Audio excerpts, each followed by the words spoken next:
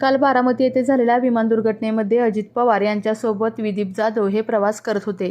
रात्री 11:30च्या सुमारास तरडगावच्या पालखी स्थळावर त्यांच्यावर अंत्यसंस्कार करण्यात आले। तरडगावमध्ये रात्री उशिरा पार्थो पोहोचल्यानंतर अंत्ययात्रा काढून अंत्यविधीच्या ठिकाणी त्यांना पोलीस सलामी देऊन अखेरचा निरोप देण्यात आला।